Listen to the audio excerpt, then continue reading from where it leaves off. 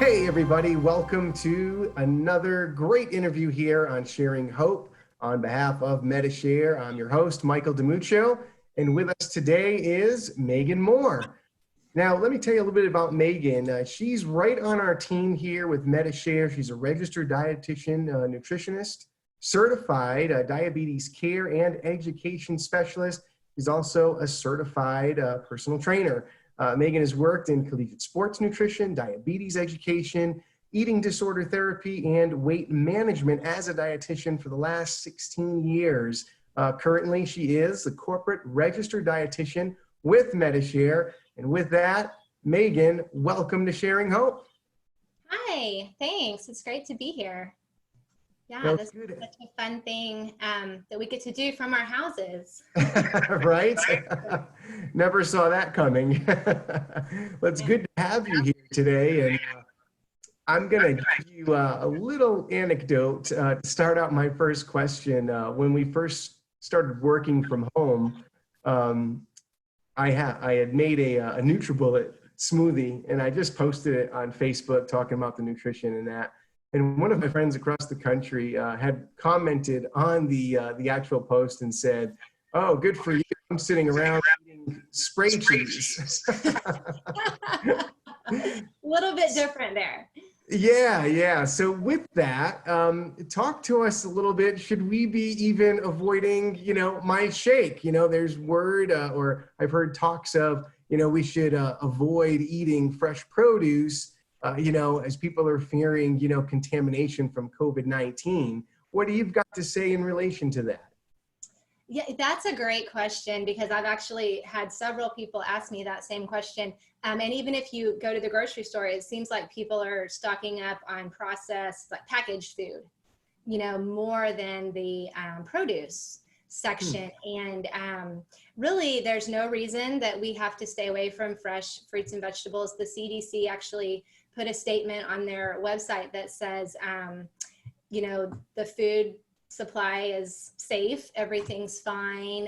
There's no, really the COVID-19 is mainly transmitted from person to person, not through food. And so the main thing you have to watch out for is somebody coughing on you, sneezing on you, or you just touching your face. And so with fruits and vegetables, the main thing to do is when you get home from the grocery store, be sure and wash your hands really well with soap. And then go ahead and wash all of your fruits and vegetables just with running water for a minute or two, maybe just scrub them with your hands. But that's really all you have to do, and they're completely fine. And in fact, now is the time we should be eating, your smoothie and all of that, because we're getting those immune boosting nutrients from our fruits and vegetables that's, they're going to help keep us healthy. So go with the smoothie. That was a good idea. Good. That's good news because that's sometimes my smoothie is like really my most nutritionist complete meal of the day. I'll throw in some kale or spinach to make sure I get my greens in. So, well, let's talk a little bit about some general foods. A lot of people are on tight budgets, with limited available ingredients. What do you suggest, people eat, or how should they eat having, say, a tight budget or limited ingredients? Yeah, a lot of us, we've had our hours cut or lost our job, at least for a little while. And even if you haven't, there's just a lot of uncertainty. And I feel like we're all kind of trying not to spend extra money. And even if you have a long grocery list, when you get there, half the things may not be on the shelf, it seems like. So one thing I did right away that just helped me feel more, confident about everything is I literally took out a notepad and took an inventory of everything in my pantry and my freezer and my refrigerator. I just wrote it all down because things start to add up in there. And, I found an old box of spinach in the freezer, just things that I was like, oh, I didn't even know I had this. And then I sketched out, okay, what are some meals that I could make with things I already have on hand. And I came up with some ideas and I thought, okay, I could make enchiladas if I just had one more ingredient.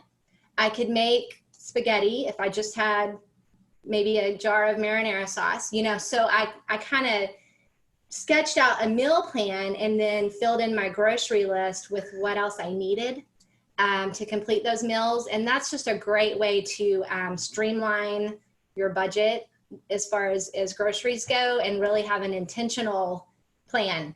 You know, that's probably the first thing, is really plan out so you're not just going to the store and getting all these random items, you know, and then you get home and you still don't have anything to eat because you just bought a bunch of random things. So plan out. The other thing is using beans. I have this can here.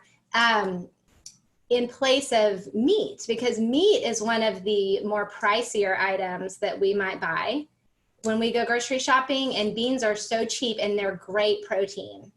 And so substituting that, another protein that I bought was just these vacuum packed salmon, you know, and you can put these on salads or whatever, and it's great protein, but it's really budget friendly, so you're not spending a lot of money on expensive meat. So you know, that would kind of be two big tips to start with. Good to know. Very good to know. Well, not to put you on the spot, would you be able to give us an example of a recipe, maybe with some of this, you know, kind of limited commodities at hand? Yeah. You know, what's funny is I did go to the grocery store this past weekend, and I did a really thorough, detailed nutritional analysis of hundreds of people while I was there. Just kidding. But I went to the freezer section, and the frozen pizza aisle was empty. I mean, everybody was buying frozen pizzas. And, you know, I went over to the frozen vegetable aisle, and it was well stocked. So that was my observation, was okay.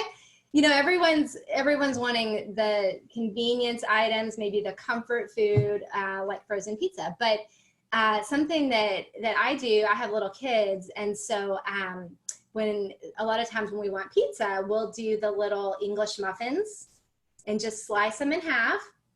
I usually toast them. That keeps them from getting soggy. And then just put a little pizza sauce on each English muffin, sprinkle some cheese, and then you can do whatever toppings. You know, my kids like the little pineapple tidbits and maybe diced ham or bell peppers, mushrooms, whatever you like, and you just bake them for 10 minutes and you're done. And it's so much healthier than buying a frozen pizza. It really is. It's just very cool. Yeah. So that's been one of my lately go-to. Right. Well, you know, what's interesting about that, Megan, is that it's a meal, but it's almost like a snack too. Like I could see myself just breaking out something like that, you know. Sometimes I'll get like organic peanut butter and throw it on an English muffin with some jam. But great. Talk a little bit about snacks. You know, you touched on meals there. What are some good snacks to maybe eat during this time? Yeah. You know, usually for snacks, you really want to try to squeeze in an extra serving of fruit or vegetable. So apples are just quick to, you know, keep them in a bowl in the kitchen so they're easy to see and easy to grab. Bananas, baby carrots with some dip, you know, is always good. Maybe a handful of almonds, just quick things like that. But you want to stick with your whole foods versus your processed foods. You know, I think a lot of times when people think of snacks, they think of pretzels, chips, cheese whiz. Is that what you said at the beginning? You know, and so really trying to make your snacks have a little nutrition in them is going to give you better energy and you know, make them nutrient dense snacks. One really fun thing is if you freeze bananas, so go ahead and peel them and then freeze your bananas and stick them in the blender with just a splash of milk. And the consistency actually looks like ice cream. I've seen people call it nice cream, but it's yummy. It's really good. And I mean, it's I mean, you could put like vanilla extract, or if you want it chocolate, you could put some cocoa powder, but I mean, just frozen bananas and milk is actually kind of a treat. So that is good to know. I kid you not. This is interesting, the timing of this interview. I had a bunch of bananas on top of the fridge. And as I got to the last two, they were really soft. One I threw in a smoothie. The next day, the last one remaining, was like the peel was all black. It was super mushy. So I threw it in the freezer. And I said, I don't know what I'm going to do with that. yeah, you got to try that. Just a little milk, and it's really good. All right, good. Now, I'm a big proponent of vitamins. I would imagine you are, to get those supplements and things. What's your take on vitamins? Should we be taking them? Should we, if we are, should we be taking more? What kinds of vitamins? I've heard zinc, I've heard more vitamin C. Speak to those things. Yeah, that's a great question. I mean, ideally, we want to get all of our vitamins and minerals from our food. You really can't package up all of the vitamins and minerals that we get from real food, because the way God made it, we just can't duplicate it in a pill. I mean, we can't. There's antioxidants, there's phytochemicals, and there's antioxidants we haven't even identified yet, that are in your real foods. And so those just can't be bottled up. Now, if taking a multivitamin won't hurt anybody usually, so if you just want to add an extra multivitamin for insurance, that's fine. Just, I wouldn't get more than 100% of the recommended daily allowance. More is not better necessarily, so a lot of people take 1,000% of vitamin C or something. Your body actually just excretes the extra. It doesn't give you super immunity or anything. So the best thing to do is just a variety of different foods also, because they actually work in synergy together, and so one, like just zinc or just vitamin B or whatever, they don't do nearly as much in your body as when you take them all in together with a variety of food. So food is always your best bet, just the way God made it.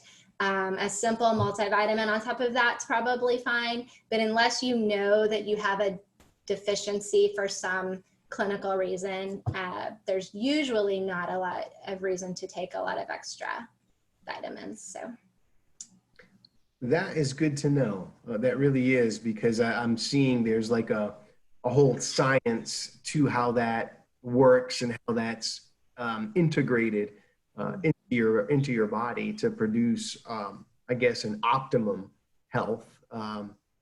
Let's switch gears a little bit. Let's talk about just on a personal level, through this process, have you discovered or come across something that's kind of just a new favorite kind of food or a new dish that you like to prepare? Yeah, well, we've been home so much that I feel like we have to cook more. Yeah, every single meal, you got to get out everything. So I found these in the store. Can you see that? This is riced butternut squash. Veggies. And riced cauliflower. They're frozen, but what I love about these is you can substitute them for anything that had rice in it. So something we've been doing a lot at my house is kind of like burrito bowls, where you do maybe just, maybe you use this, maybe some salad greens, black beans, sliced avocado, put some salsa on top, maybe crumble some chips on top. Voila, you're done. Just something quick like that everybody will eat. And, I feel like you can get a lot of nutrition from these rice frozen and there's rice broccoli. I mean, I saw all of these little things you can substitute for your rice and actually get more vitamins, usually from doing those vegetables. I'm glad you clarified that. I did see some of your recipes. I believe we'll be posting those on the Sharing Hope site. But one of them was like rice and bean burrito. But I saw rice in quotes, and I was like, "There's a catch to that somewhere." So I guess that's kind of where that comes in. So when you prepare that, what rice do you actually choose? I just go through all of them. I mean, the other day, the reason this one's actually empty is because I used this one. It was the rice cauliflower, and my husband probably doesn't even know that it's not rice. But if you're trying to lose weight or you're watching your carbohydrates, it only has 4 carbohydrates, where rice is going to have about 20. So, it's a healthier option. So, yeah.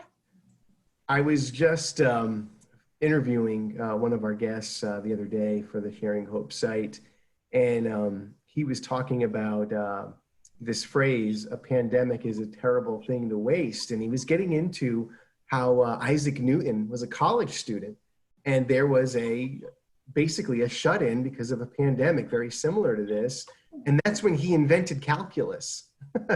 So kind of on that angle, with this whole coronavirus shut-in context, from your expertise and standpoint with nutrition, talk about one or maybe some positives that have come out of this whole thing for you, where the pandemic hasn't been a thing to waste, so to speak. Yeah, well, I didn't invent anything. Nothing on that level. But I do feel like people are walking more. I've heard that from lots of members, just saying, hey, I've got all this time to get out and walk a little bit more. So that's been good. And, I think the first couple of weeks of this, I kept, we were all kind of focusing on the negatives, like, oh, I've got to stay home. I've got to transition. I've got to, the kids are home. But kind of as all of that settled, this verse from, I think it's Psalms 46, has kept coming to my mind, and it says, be still and know that I am God. And that just keeps resonating with me because, we're always go, go, go kind of on the hamster treadmill. And this has made everyone just stop and be still. And I was just thinking, if we haven't taken this opportunity to rest and just be still and talk to God and listen for God's voice, then we're really missing it. I feel like it's okay to rest. It's okay to be still and just take this opportunity to hang out with your family and go for long walks. Experiment with some new food and just rest, and I think that's been a good thing. At least for us, it's been pretty good. So very good. So I'm going to ask you one last question, and I know this is probably something you're getting a lot of, or I would imagine, because a lot of people are alluding to this. For example, on social media, I saw a meme, and basically it said, I'm not wearing a mask because of the coronavirus. I'm wearing a mask to stop putting food in my mouth. And yeah. I think the big question for people today is, how do I not put on weight when I'm stuck at home? Now, a lot of the things you spoke of, I obviously will speak into that, eating healthier foods and that kind of thing, but talk a little bit about, maybe the nutrition aspect as well as maybe just generally physically, how do you not put on weight in a case where you're locked in all the time? I know. I think it's hard because your refrigerator's 20 steps from you all day. And, it's, and I think we get, you're eating because you're bored. Maybe you're eating because you're kind of anxious. It's just an unknown. Maybe you're eating because you're stressed. So I think, the first thing is figuring out, am I actually hungry, which sometimes we are, and then, going for something healthy, or am I just bored or am I just anxious? And if you can ask yourself that before you open the pantry, before you open your fridge. I had one member that said she put a sticky note on the fridge that said, am I hungry? Because we just go and maybe we just need a break, but we're not actually hungry. So trying to identify what it is, if you're actually hungry. If you're not actually hungry, then, if you're bored, maybe it's a chance to go for a walk or, read your Bible or do something different. If you are stressed out or whatever, it's a good time to pray and read the word and call somebody that's encouraging to you. So, just trying to recognize why it is that you're finding yourself wanting to snack. And like I said earlier, using this time, I know we can't go to the gym, but figuring out what kind of exercise you can do at home. And that's a good stress buster. Good. Yeah, that's definitely, I'm trying to get more creative too, with how to stay active, confined, in my residence. You mentioned something too, which was really neat, and it triggered something, and I've got to get your input on this now. You were saying, the Post-it, am I really hungry type of thing. Mm-hmm. I read a long time ago, probably at least 10 years ago, it was this whole thing about hunger pains versus thirst pains. Mm-hmm. And this article was saying that your body's indication to the brain is very similar between hunger and thirst. And it said a lot of times when we think we're hungry, we're actually thirsty, and the body is saying we need more hydration, we need more water. Anything that from your experience that you could speak to on that? Yeah, that's true. That's absolutely true. Whenever we're thirsty, your brain may say you're hungry, because we actually get water from most food. All of our food has a little bit of fluid in it. And so, yeah, you can get, it's a very inefficient way to hydrate through food. And so that is an excellent thing to ask yourself, am I just thirsty? So drinking a cup of water first is a great idea. Yeah, absolutely. Sure, and I'll bet that'll help people keep some extra pounds off, won't it? Yes, absolutely. So that's a great idea. And just keeping kind of a water bottle with you at your desk and, accessible. Make it Sure. easy. Mm-hmm. Sure. Yeah, it's there for you, and you're taking it in and avoiding that confusion of, am I hungry? That's good. Very good information here, Megan. This was great, and I'm sure our viewers get a lot out of it. How can they get more material? I know you've done some blogging, and I know you've got recipes to share. Direct our audience today as to where they can get more information and resources from you. Yeah, absolutely. Well, I'm the dietitian for Medi-Share, and so we have a blog. It's called the Healthy Living Blog. That comes out. They do at least 2 or 3 blogs every week, and that's open to members and non-members. So it's open to the public. I believe you should go to probably Medi-Share website, and you can get to it from there.